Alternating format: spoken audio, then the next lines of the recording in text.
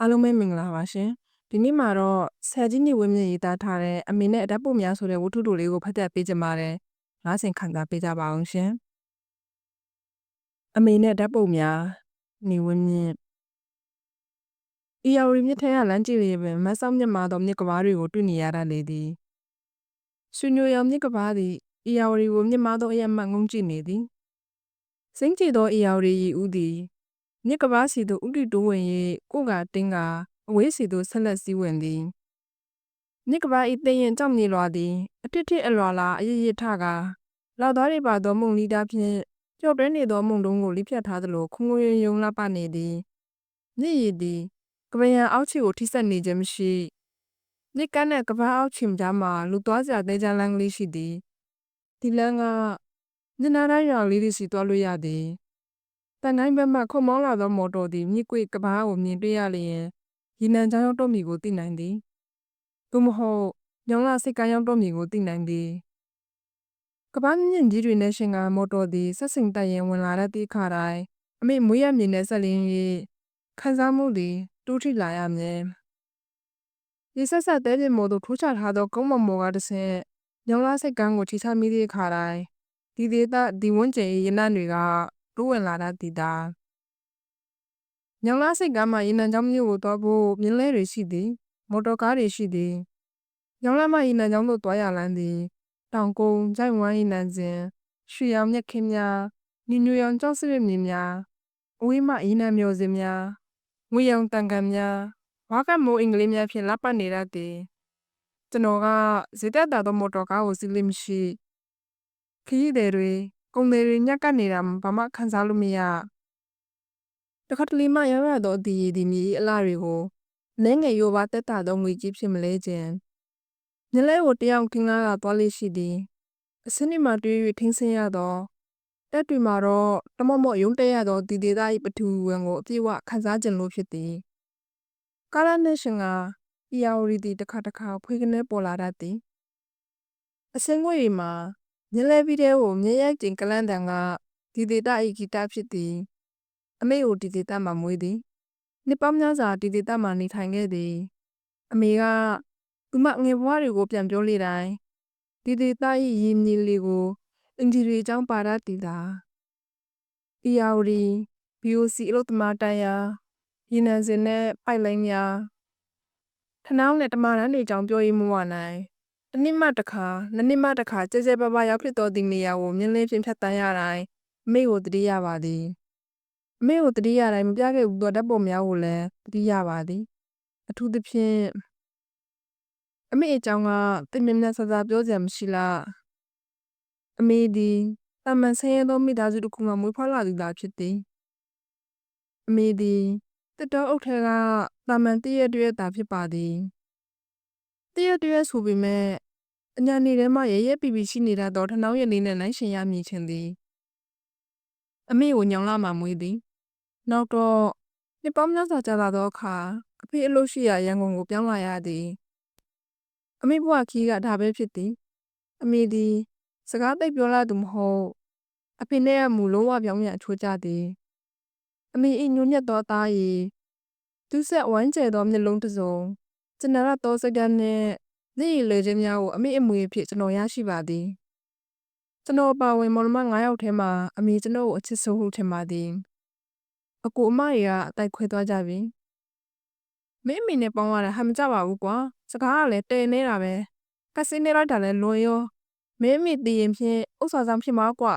လယ်ဘက်မှာတော့ကြီးဆွဲထားတာကြည့်ပါလားအဖေမကြာခဏပြောတတ်သည်အမေအင်ဂျီရဲ့မတ်တွင်တိုက်ချိတ်ကြီးတစ်ချောင်းနဲ့တွဲချိတ်ထားသောတော့တစ်ချောင်းကိုယူညွှန်း၍အဖေကအစားရချင်းဖြစ်သည်ကျွန်တော်မမိသည့်အရွယ်တွေကအမေရဲ့မတ်ကတော့တနေ့တည်းမှဖြုတ်ထားတာမတွေ့ရဘူးအဖေကသုံးသလောက်ဖြုံးသလောက်အမေကနှမျောတတ်သည်အဖေငယ်ငယ်ကဖဲရိုက်တတ်သည်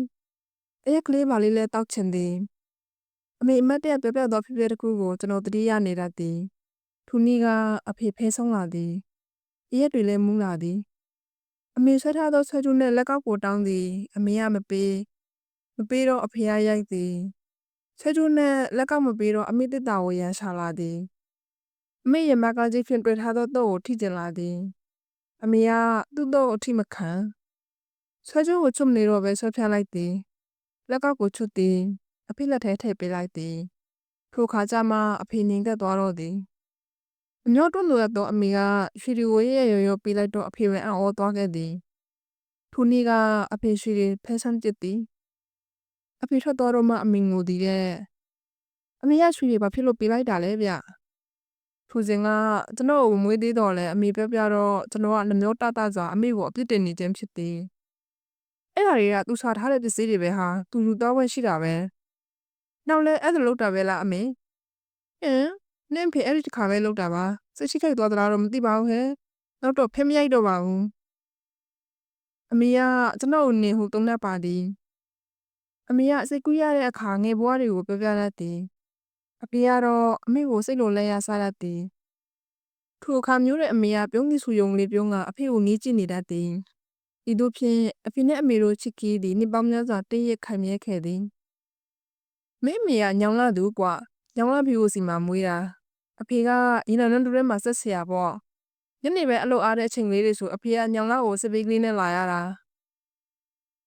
မင်းတို့အမေနေတဲ့ညောင်လာပြီကိုစီတန်းရကမြို့နဲ့တော်တော်လန်းသား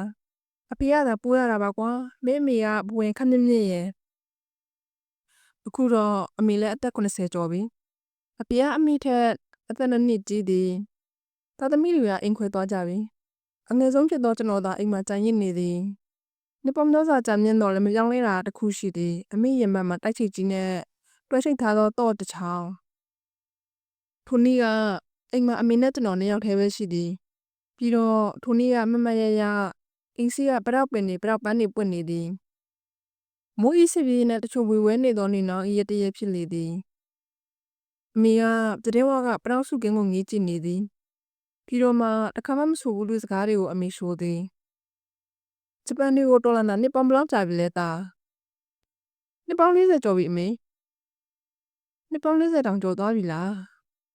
ထို့နောက်အမေစကားပြသွားသည်အမေကသူ့အခန်းထဲဝင်သွားသည်ပြီးတော့ရမက်ကတော့ကိုဖြုတ်ခါအမေအပြူဘွားတွေကပါလာသောတမဏိတစ်တာကြီးကိုဖွင့်သည်ဝတ်စားတွေအောက်ကကြောက်ကတစ်တာအနက်ကလေးတစ်လုံးထုတ်သည်ကြောက်ကတစ်တာလေးကိုဖွင့်လိုက်တော့အထက်မှာငွေဖလားလေးတွေငွေကွန်းဘူးငွေထုံးမှုလေးတွေနောက်အမေငယ်တုန်းကဇာပန်းထိုးသည့်ဇာထိုးအပ်တွေပန်းထိုးအပ်တွေပါသည်ရောင်စုံချီလုံးလေးတွေငွေတန်းကားကလေးတွေ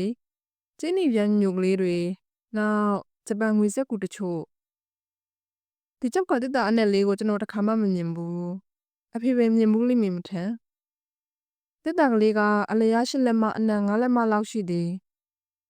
တစ်တာတွေကပစ္စည်းလေးတွေကိုအမေတယူတရာထုတ်သည်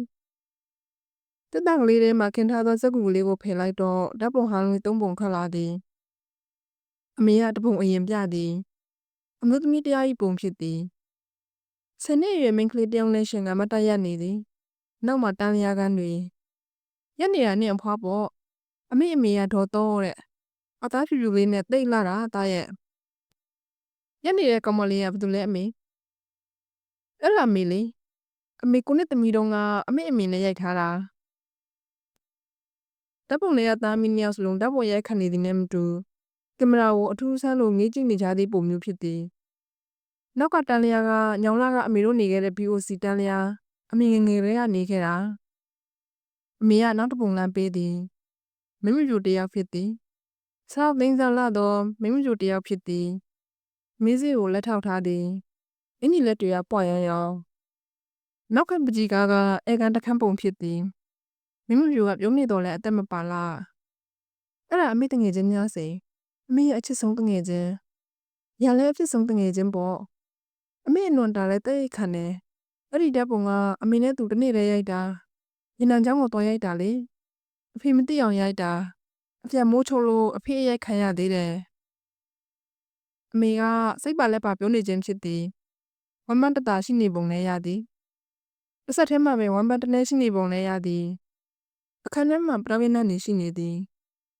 လီဒီမုံငွေကိုတဲဆောင်စားပြုလာပြီးဟောဒီပုံကိုကြည်စမ်းသားမျိုးသားတရားပုံဖြစ်သည်လက်ပုံနားတွေဖွာလာနေသည်လက်ပုံနောက်မှာစီးသားတွေကြွားကြနေလေပြီချမောဒီဟုမဆူတာတော့လဲညိုလဲတော့မြဝန်းနဲ့နှခမ်းများကပြတ်သားကြည်လင်ဟန်ရှိသည်ဘာကဘသူလဲအမေနောက်ဖက်မှာကြည့်ဓာတ်ပုံနားမှာစာတန်းလေးတစ်ကြောင်း မေယောင်ကနေပေါင်းများစွာကိုဖျက်ဆီးခဲ့သည့်မေယောင်အသက်နဲ့ထပ်တူချစ်ရပါသောမြတ်သို့73 ရက် 3 လ 1945ကျွန်တော်အမေမျက်နှာကိုနားမလည်နိုင်လို့ကြည့်နေမိသည်အမေကပြုံးသည်ဆိုရုံလေးပြုံးနေသည်အဲ့ဒါအမေငယ်ရေးစားပေါ့ကိုဘအေးတဲ့ဂျပန်တိုလာရေးတဲ့ကိုပါသွားတာပြန်မလာတော့ဘူးဘာလို့ပြန်မလာတာလဲအမေသူတို့တငယ်ချင်း 3 ယောက်ထွက်သွားကြတာပဲကိုဘအေးရယ်ကိုကံမောင်ရယ်ကိုပိုက်တင်ရယ်ကိုပိုက်တင်ကတော့စစ်ကြီးပြီးတော့ရန်ကုန်ရောက်သွားတယ်ဆိုလားကိုကံမောင်ကတော့ရွာကိုပြန်ရောက်လာတယ်ဒါပေမဲ့အုံနောက်ပစ္စည်းပြေးရောက်လာတာဘာမှမပြောနိုင်တော့ဘူးကိုဘအေးကတော့တရက်မှဆိုလားပြင်းမနာမှဆိုလားကြာဆုံးသွားတယ်တဲ့ဒီတဲ့ပုံကအမေကိုသူမသွားရင်ငါပေးခဲ့တာလားအေးဟုတ်တယ်သူမသွားရင်ငါကြိုပေးခဲ့တာခုနကအမေငယ်ချင်းများစိန်နဲ့အတူသွားရက်ခဲ့တဲ့အမေတဲ့ပုံကိုလည်းသူယူသွားတယ်တော်လိုင်းကြီးကသူပြန်မလာတော့ဘူးဆိုရင်သူတဲ့ပုံကိုတစ်သက်လုံးတင်ထားလိုက်ပါတော့တဲ့အမေတဲ့ပုံကတော့စစ်နေချင်းမှာကြာနေခဲ့ပြီနဲ့တူပါရဲ့ထပ်သွားတဲ့နေ့ကအမေနဲ့မတွေ့ဘူးလားတွေ့တာပေါ့ညစိန်မဲ့အမေကိုလာခေါ်တာညောင်လာမြစ်စိတ်ကကဘာထိတ်ကိုအမေရောက်သွားတော့သူတို့တော့ပါတဲ့လေကမြစ်စိတ်ကနေထွက်နေပြီလေခေါမိုးရဲကလက်ပြတ်သွားရှာတယ်အမေကကဘာထိတ်ကသူတို့လေကလေးအဝေးမှာပျောက်သွားတဲ့အထိအမေကဘာထိတ်မှာရပ်နေမိတယ်ဒါနောက်ဆုံးမြင်လိုက်ရတာပဲဒီတဲ့ပုံကိုအဖေကပါပြောလဲဟင်ဒီတဲ့ပုံကြောင့်နင့်အဖေမသိဘူးအမေတခါမှမပြခဲ့ဘူးအမေကကြောက်ကတစ်တာလေးကိုပစ္စည်းတွေပြန်ထည့်ဓာတ်ပုံဟောင်းလေးတွေကိုတယူတရပြန်ထည့်သည်ပထဝီနန်သည်လေထဲတွင်ဝေဝဲနေသည်အမေဆုံးသွားတာကြာခဲ့ပြီမိုးရဲတရက်မှဆုံးခဲ့ခြင်းဖြစ်သည်နေ့လယ်ရက်တရက်မှာတော့အမိကိုယေစု၏ဆွန့်ကျွတ်ခြင်းသည်ဟုဖေကပြောသည်ရဝေးကတသမီးတွေကိုလည်းမာသည်အမေကြာရင်ခက်တဲ့ထမင်းတချို့ကိုလည်းမမသူတွေကိုပေးဖို့အဖေကစီစဉ်သည်ထိုနေ့ကအမိတက်တာကိုနှစ်ပေါင်း40လောက်အတွင်းပထမဆုံးအကြိမ်အဖေဖွင့်သည်ဤသို့ဖြင့်နောက်ဆုံးတော့အမိကြောက်ကတက်တာလေးကိုလည်းဖွင့်ပြသွားကဓာတ်ပုံဟောင်းတွေကိုအဖေတွေ့သွားခဲ့သည်ကျွန်တော်ကအဖေကိုအကဲခတ်နေမိသည်အဖေကဓာတ်ပုံလေးကိုတပုံချင်းကြည့်သည်ဓာတ်ပုံနောက်ကစာကိုဖတ်သည်နောက်တော့လည်းပြုံးနေသည်ဒါကဘာတူလဲကွအမေငယ်ရေးစားလို့ပြောတာပဲဟေးမင်းဘာတူပြောလဲအမေပြောခဲ့ဘူးတာပဲအဖေကဘာမှမပြောတော့ပဲဓာတ်ပုံကလေးတွေကိုကြောက်ကတစ်တာရဲ့သို့ပြန်ထည့်သည်ပြီးတော့တစ်တာရဲ့ပြန်ထည့်သည်အတော်ကြီးကြာမှစကားစာပြောသည်မင်းကွာတိရသားနဲ့မင်းအမေမြေချတဲ့နေ့ကပြောခဲ့ဖို့ကောင်းတယ်ဘာလို့လဲဖေအော်ဓာတ်ပုံလေးကွာမင်းအမေမြေမြုပ်တဲ့နေ့ကဒီဓာတ်ပုံလေးတွေသူနဲ့အတူထည့်ပေးလိုက်ရင်တိတ်ဝမ်းသာချမှာဖေကအလေးနဲ့ပြောနေခြင်းဖြစ်သည်ပြင်မဲ့မှာတော့မိုးရီညူရီနေသည်ကျွန်တော်ကအမေရဲ့ဘက်ကတော့ကလေးစနစ်တင်မှာကြံခဲ့တဲ့အမေရဲ့ဓာတ်ပုံကလေးပြီးတော့မျက်ရည်လေးတော့အမေမျက်ဝန်းများကိုလွှမ်းနေမိလေသည်အိမ်မက်ဖူ1990ဇန်နဝါရီလအမတ်ခွန်